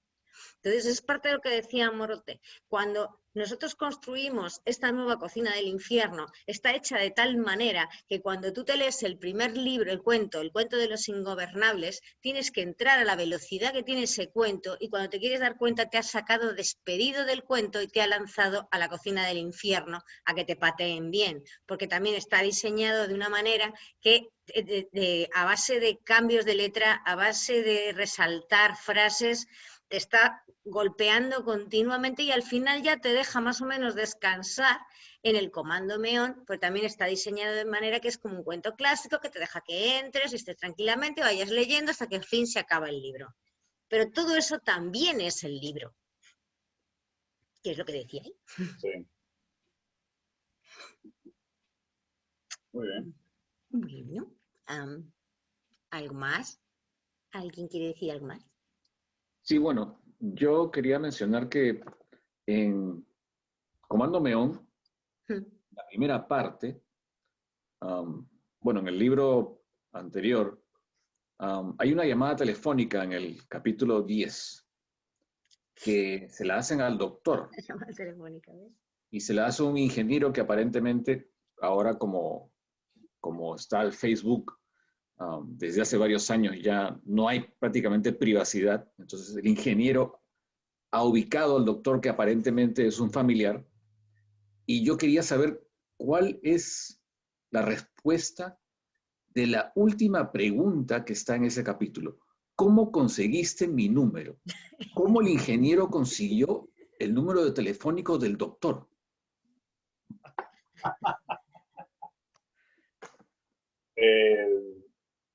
¿Y no hay respuesta en la historia?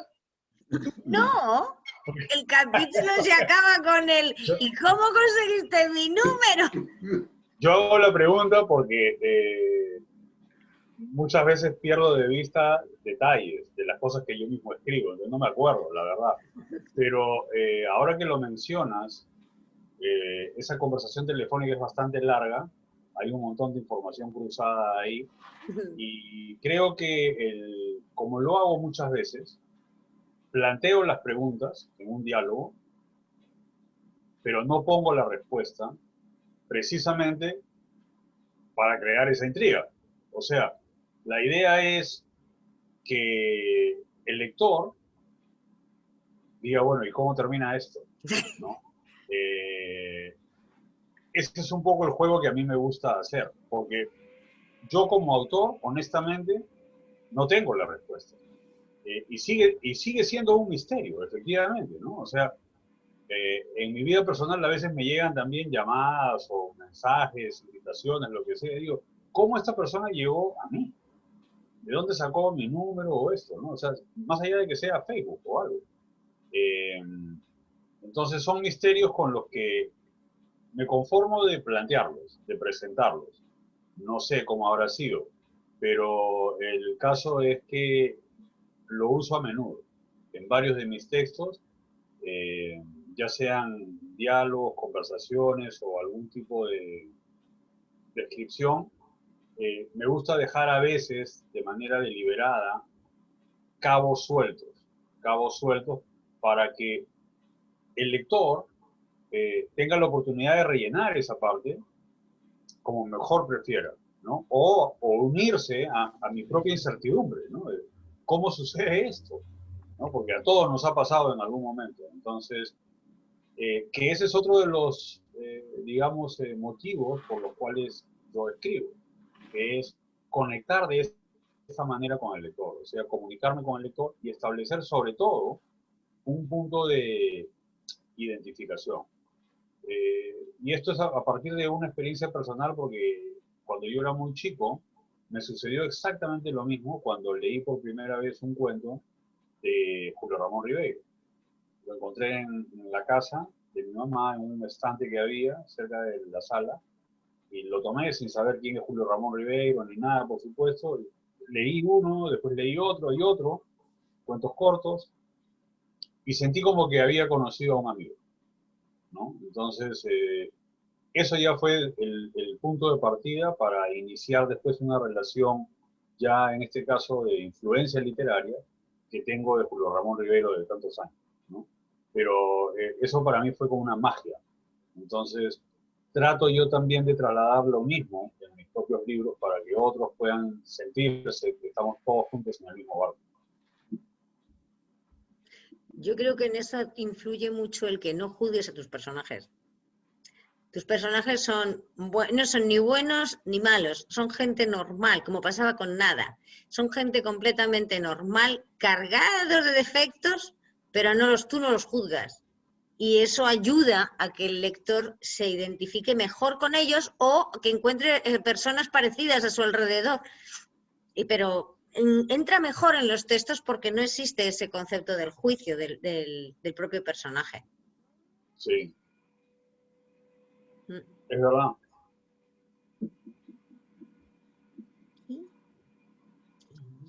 ¿Alguien más? Aunque en el libro, en el transcurso del libro, nosotros vemos de que todos los personajes, ¿por qué huyen? Hablando el término, ¿por qué fugan de su realidad? ¿Por qué salen de Pompeya? Porque es un cuestionamiento crítico a la sociedad, porque esa sociedad ya no le da para más. Así, la tiene coartado, limitado, le corta el acceso, por lo tanto es una actitud crítica, es así. Y cuando vienen, pero no es una actitud crítica personalizada, ¿no?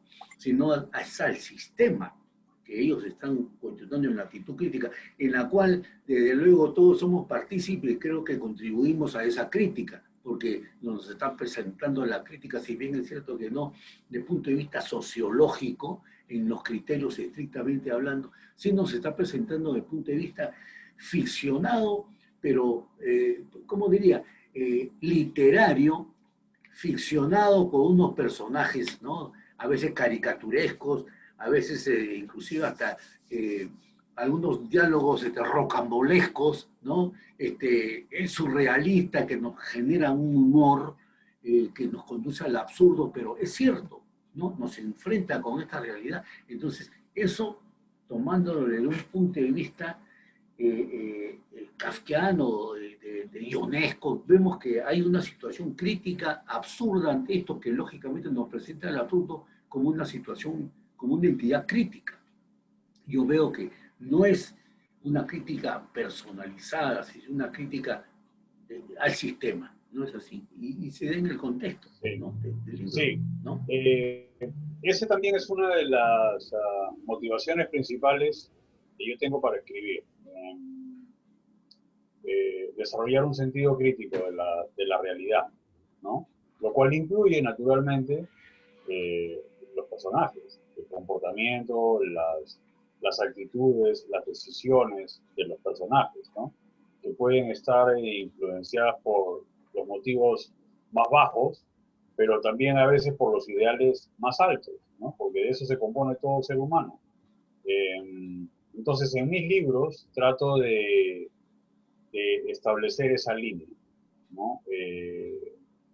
No simplemente seguir la corriente, sino más bien cuestionarlo todo. ¿Por qué esto es así como es? Si podría ser de otra manera, ¿no? Ahí está la actitud que tiene el conde, lo que señalaba Alfredo hace un rato, ¿no?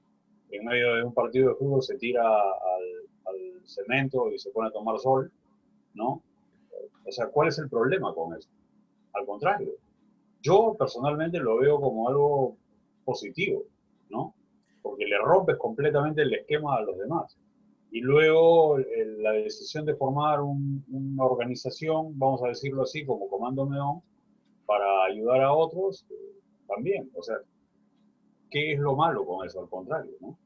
Es verdad que es difícil que suceda, ¿no? Seguramente es difícil que suceda en la vida real. Pero otra vez está, ¿por qué no? ¿Por qué no podría suceder? Si quizás algo así sería quizás más efectivo que una organización formalmente establecida, ¿no? Seria y solemne, que de repente no atrae a nadie, no atrae a nadie ni enseña nada a nadie, ¿no? Entonces, ese es el tipo de actitudes que a mí me gusta siempre transmitir en las historias que cuento en mi libro. Pero es que además, tal y como lo planteas, tú dices, ¿por qué no podría existir? Es que tal y como lo planteas, podría existir perfectamente. Porque no Sí, es nada, no es nada fantasioso. O sea, no, es una opción dentro de la realidad. sí, es lo que siempre se dice, ¿no? O sea, realmente las únicas barreras que existen están en la mente, ¿no? O sea, y si hay una mentalidad convencional en una sociedad, todo va a ser difícil, todo va a ser imposible de poner en práctica. O sea, no hay actitud innovadora, creativa, ¿no? Sino simplemente es hacer lo que siempre se hace. Por más que está demostrado hace 200 años que lo que siempre se hace no funciona, como es lo que siempre se hace, hay que seguir haciéndolo. Y ese es parte del problema. Claro. Bueno, disculpen, para, Sí. bueno, terminar la idea, ¿no? De Mm. lo que dice Fernando, lo último que acaba de decir, es que finalmente todas las generaciones tienen esa parte, o sea, ese vivir contra la sociedad, ¿no? La que tú describes en Los Ingobernables, ¿no? Es una generación ochentera, pero los 90 también tienen sus ingobernables, los 2000 también tienen sus ingobernables. Es más, esta época hipertecnológica también tiene jóvenes que chocan contra el mundo y que también pues intentan construirse una identidad, intentan construirse amistades, o sea, los mismos problemas se siguen repitiendo. Y de alguna manera en La Cocina del Infierno lo que haces es, eh, más allá de solo mostrar con ironía una propuesta, un lenguaje, es demostrar de que el ser humano a lo largo del tiempo es muy complejo y la complejidad parte de que pues ellos intentan crearse un espacio en un lugar que no les importa. Es como querer, como unos pequeños héroes en un mundo que no necesita de héroes, ¿no? Y ese no necesitar héroes los convierte en cínicos, ¿no? Entonces, de alguna manera sí quieren ser, de alguna manera, parte de la sociedad, pero la sociedad no les interesa a estas personas. Más bien, cada quien, si no corres, vuelas, ¿no es cierto? Entonces, de alguna manera, eso es lo que cierra el libro La Cocina del Infierno. Y tiene mucho que ver con lo dantesco también, ¿no? El infierno dantesco, en donde mientras más nos metemos, mientras más ingresamos a ese hoyo oscuro de que es la vida, más experiencias sacamos, ¿no? Como en Dante, ¿no? Y de alguna manera el último cuento, que es el Comando Meón, viene a ser como el purgatorio y cuasi paraíso de tus ingobernables, ¿no? Es cierto. Siendo la cocina del infierno el infierno mismo, ¿no? Y Sí. siendo pues ese Lucifer de 3 cabezas, pues Estados Unidos, la marginalidad y los jefes, ¿no? Sí. Que controlan la vida de los migrantes, ¿no? Ilegales, ¿no? El Dante ilegal, que tiene que ver ahí las 3 caras, ¿no? Las 3 caras. Y obviamente los ingobernables es ese Dante enamorado de una Beatriz, ¿no? La Beatriz de la ilusión, la Beatriz de la juventud, la Beatriz de la vitalidad, la Beatriz del fútbol, que finalmente pues muere y la tenemos que encontrar en algún lugar de allá, ¿no? Del más allá del infierno, ¿no? Esa es la idea para terminar. Muchísimas gracias de verdad a todos. Es muy interesante las múltiples lecturas que tiene tu libro. Un libro que tiene una sola lectura es un libro que no debería publicarse, pero el tuyo, le podemos seguir dando y dando y dando y dando y dando, y eso es lo más rico de la literatura. Muchísimas gracias de verdad, Fernando, por haberme Muchas invitado a tu presentación. A ti, Paolo, muchas gracias. Y me has hecho recordar algo que hemos visto también en el video al inicio de esta conversación. La cocina del infierno, el título del libro, es tomado de un barrio que hay aquí en la ciudad de Manhattan, ¿no? Que se llama Hell's Kitchen, donde llegaban a principios del siglo XX todos los inmigrantes. Y inmigrantes pobres, por supuesto, que llegaban, igual que todos, a ninguna parte, solamente cambiaban de escenario geográfico y que muchas veces eran tomados por los delincuentes locales como carne de cañón para enrolar sus filas, ¿no? Entonces, las imágenes, esas fotografías que se vieron en el video, pertenecen propiamente a la cocina del infierno real que hay aquí en Manhattan en esos años, en los años 20. Y otra cosa que me hiciste recordar cuando mencionaste la palabra héroes, es que uno de mis cuentos, que se llama Héroes en Juerga, que forma parte de Los quehaceres de un zángano, otro libro, uno de los personajes declara esto, dice: viva la bohemia, la vagancia y la prostitución. Esa es su filosofía de vida en ese cuento para ese personaje, que tranquilamente podría ser adaptado o aplicable a los ingobernables y a los del Comando Meón, porque esos también, toda su vida, para ellos ha sido vivir en la bohemia, la vagancia y la prostitución, ¿no? Y no tienen ningún remordimiento de que así sea. Personajes que, ¿no? Que adoran a Rabelais, ¿no? Son pantagruélicos, ¿no? Claro. Exacto. Pues, ¿no? Y no tienen ningún escrúpulo, ningún prejuicio de que sea así, porque para ellos, desde su propio código, digamos, moral, eso no está mal, no está mal. Claro. Obviamente choca con todo lo que la sociedad te manda como mensaje, como norma de conducta, pero no les importa, ¿no?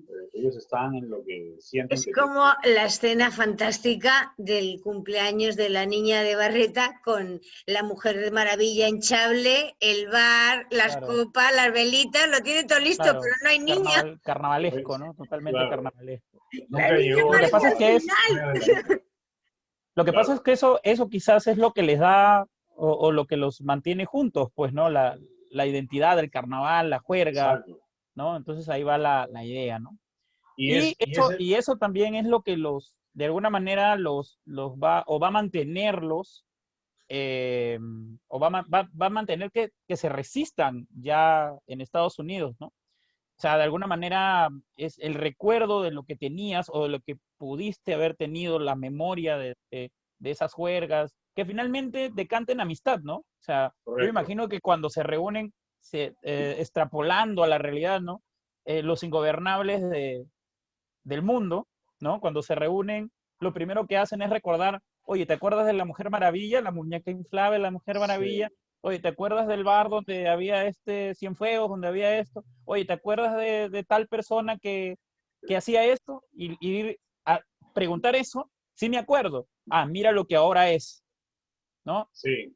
Antes jugaba Bueno. fútbol, ya no tiene piernas, ¿no? Algo así, o sea, es la realidad brutal. Tú también de eres la- más drástico que la leche. Como Por ahí una- está, ¿no? pierna. Eso es verdad porque como una cuestión personal, el año Claro. pasado, entre octubre y noviembre, que estuvimos haciendo una serie de presentaciones virtuales sobre mi libro más reciente, nada sale bien cuando esperas que todo salga mal. Claro. Precisamente una de esas presentaciones, o mejor Sí. dicho, la presentación que dio inicio al ciclo, fue con todos estos ingobernables. Sí, es verdad. Digamos, eran mi grupo personal de amigos Ujú. de aquellos años en la Capullana, en Surco, en Lima, que los invité a presentarles este libro. Y pasó exactamente lo que tú acabas de decir. Todo el rato que estuvimos hablando del libro fue un pretexto para acordarnos de un montón de cosas que vivimos juntos y de gente que nos acordábamos y por supuesto nos reíamos y nos burlábamos, ¿no? O sea, era traer al presente todo lo que habíamos vivido en el pasado. Entonces, ese espíritu está claro que no se ha ido a ninguna parte, está ahí. Claro. Cada uno ahora tiene sus propias vidas, sus familias, sus trabajos, sus profesiones, pero los ingobernables no se han ido a ninguna parte, están ahí. Son ahí. Es que eso llevaban dentro, eso no se quita. ¿Qué sentido tendría también leer un libro que se llama La cocina del infierno y donde los personajes pues no se queman, ¿no? O sea, Claro, tienen claro. que quemarse, tienen que golpearse, Sí, tienen que... sí, O sea, esa es la idea, ¿no? Correcto. La literatura en realidad es la expresión de las tragedias y obviamente no Sí. todas las tragedias se muestran solemnes. En tu Sí. caso, la tragedia termina haciéndonos reír, pero una risa que luego, oye, pero esto puede suceder, ¿no? Te queda Y- la ceniza, claro, claro. esa es la idea. Ajá. Sí, exactamente. Ujú. Y otra de las cosas, otra de las cosas es que a veces los libros, las historias, las novelas o las películas tienden a tener finales felices. ¿Es así? Bien sabemos que en la vida eso no ocurre, ¿no? Entonces, si es que tú presentas una realidad, la realidad descarnada, así como es realmente, entonces te queda esa identificación con lo que tú leíste, con el libro, ¿no? Porque te ves reflejado ahí. Ahora, por otro lado, si uno se reúne con sus amigos de antaño y comienzan a conversar porque lo que los une precisamente es eso, los une la historia, los une el pasado. Entonces, ¿por qué? Porque no tienen nada que conversar a no ser que comiencen a hacer proyectos para desarrollar en el futuro que también se van a convertir en el pasado y que los va a unir, ¿no? Entonces, acá en los ingobernables, en el caso que están mencionando en la presentación del libro con los ingobernables en carne y hueso, lógicamente lo que le va a unir precisamente es el libro, que viene a ser su testimonio de, como diría Pablo Neruda, confieso que he vivido, ¿no? Algo Sí. así. Es verdad. Bien, creo que ya llegó la hora de que tengamos que cerrar. Les agradezco. Claro. Alfredo, Fernando, Ricardo, ¿verdad? Para Pablo. terminar, Mire, ¿dónde mire. conseguimos tu libro? ¿Dónde conseguimos En tu libro? Amazon, en Amazon, en En Amazon. Amazon. Muy bien, en Amazon. Ya, Te voy a esa es la idea, ¿no? O sea, hemos hablado del libro, pero ¿y dónde ¿Dónde lo se consigue conseguimos? el libro? En Amazon. Tú vas a Amazon y tienes todos los libros de Fernando Morote. Además, solo tienes Al que poner terminar- Fernando Morote en Amazon y te viene toda la lista. Te voy a pasar el enlace Excelente. al terminar. Yo te paso el enlace por un mensaje de WhatsApp. Excelente. Muchísimas gracias, de verdad, Fernando. Gracias, Alfredo. Gracias, Ricardo. Gracias, Estefanía. He leído algo de usted. He leído alguna obra de usted y creo que la he reseñado. ¿Me estás hablando a mí? Sí. ¿Sí? Ah, como has dicho usted. ¿Alguna obra mía? ¿Ha reseñado algo mío? Por supuesto. A ver, voy a tratar de buscarlo, a ver si se lo Claro. paso a Fernando ahí para que lo vea. ¿Por qué no? De hecho, algo he leído. Sí, por supuesto. Sí, Ah, sí. pues yo te mando algo. Estoy, para que estoy, Ahora estoy que lo tremendamente pienso, te voy a seguro. mandar para ver qué te parece el último, el de los inválidos, que va sobre escritores. Ok. Buena idea. Muy bien, muchísimas gracias, Fernando, de verdad, espero ti. que sigas escribiendo.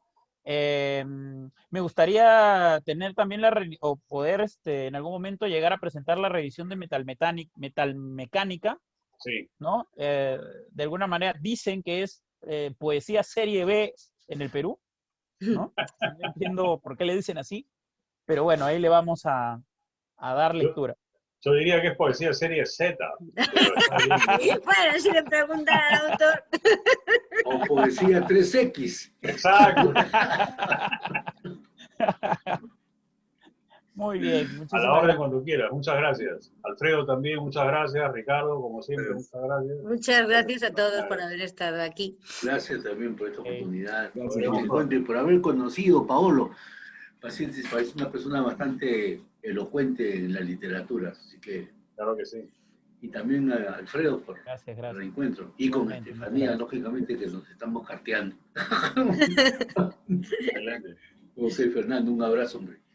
Muchas gracias y buenas noches a Gracias. todos. Chao, Buenas noches a todos. Buenas noches. Adiós. Buenas noches. Chao. Buenas Chao. noches.